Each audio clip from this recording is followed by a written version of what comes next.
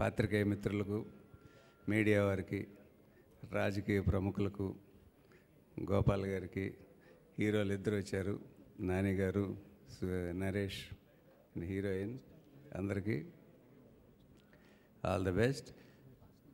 ఈ సినిమా మా అబ్బాయి వైభవ్ చేస్తున్నప్పుడు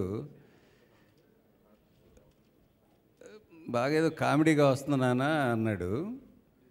సరే సినిమా అంతా అయిపోయిన తర్వాత ఈ శంకర్ గారి అసోసియేట్ దీనికి డైరెక్టరు, సో అబ్బాయి శంకర్ గారి దగ్గరికి వెళ్ళి, సార్ సినిమా అంతా అయిపోయింది, ఒకసారి మీరు చూస్తే బాగుంటుంది అని అన్నప్పుడు ఆయన ఫ్యామిలీతోటి ఆయన అసిస్టెంట్స్ మొత్తం ఒక 30 మంది దాదాపు ప్రివ్యూ చూసి దీనికి తమిళ్లో కప్పల్ అని పేరు పెట్టారు. కప్పల్ అంటే షిప్ అన్నమాట.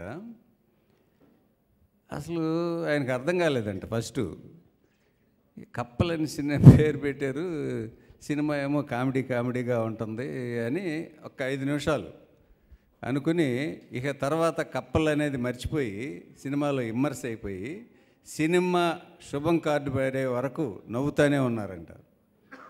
ఇంటికి వెళ్ళి కూడా రాత్రంతా నవ్వుతూనే ఉన్నారంట, అన్నం తినేటప్పుడు కానీ నిద్రపోయేటప్పుడు కానీ మధ్యలో.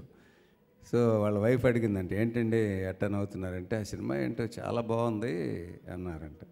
అని పొద్దున్నే ప్రొడ్యూసర్స్కి ఫోన్ చేసి ఒకసారి ఇంటికి వస్తే బాగుంటుందని వాళ్ళ డైరెక్టర్ని అందరినీ పిలిచి, ఈ సినిమా నేను కొంటున్నాను, నేను రిలీజ్ చేస్తాను. After 5 years S pictures stop చేశారు ఆయన సినిమాలు కొనటం అనేది. సో మళ్ళీ అగైన్ ఈ సినిమా కొని, అసలు మామూలు హైప్ తీసుకురాలేదండి ఈ సినిమాకి. ఆడియో ఫంక్షన్కి ఏఆర్ రెహమాన్ దగ్గర నుంచి మొత్తం తమిళ ఇండస్ట్రీలో ఉన్న హీరోలందరూ వచ్చారు. సో అంత హైప్ చేశారు. ఆయన ద్వారా ఈ సినిమా రిలీజ్ అయ్యి సూపర్ డూపర్ హిట్ అయింది. అట్లాగే తెలుగులో మన మారుతి గారి చేతిలో పడి ఆయన విపరీతమైన సక్సెస్లో ఉన్నారు ఇప్పుడు. సో ఏదో మంచి సంకేతం ఇది. అక్కడేమో శంకర్, ఇక్కడ మారుతి వీళ్ళు చేయడం అనేది. నేను నిన్న ఇది సినిమా చూశాను. అసలు నాకు డబ్బింగ్ సినిమా అనిపించలే, నిజంగా ఒక స్ట్రైట్ ఫిల్మ్ లాగా అనిపించింది. సో డెఫినెట్గా ఇది కూడా తెలుగులో బాగుంటుందని అనుకుంటున్నాను. ఈ సినిమా చూసి ఎడిటర్ మోహన్ గారు నాకు ఫోన్ చేశారు.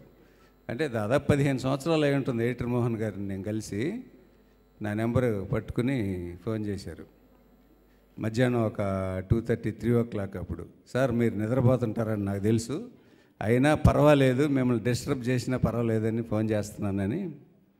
నేను సినిమా చూశానండి. సినిమా చాలా బాగుంది, మీ వాడు చాలా బాగా చేశాడు, హీరోయిన్ కూడా చాలా బాగా చేసింది అని చెప్పారనమాట. జనరల్గా ఏంటంటే ఆయన వెతుకుతూ ఉంటాడు సినిమాలో తప్పులు ఎక్కడున్నాయి అని. సో అటువంటి మనిషి ఫోన్ చేశాడు అంటే డెఫినెట్గా ఈ సినిమా పెద్ద హిట్ అవుతుంది అనుకున్నాను. అలాంటి సినిమా ఈ రోజున మారుతి గారు కొని తెలుగులో రిలీజ్ చేస్తున్నారు. డెఫినెట్గా బాబు మారుతి, డెఫినెట్గా ఈ సినిమా హిట్ అవుతుంది నీకు. All the best, all the best you, all the best. Thank you.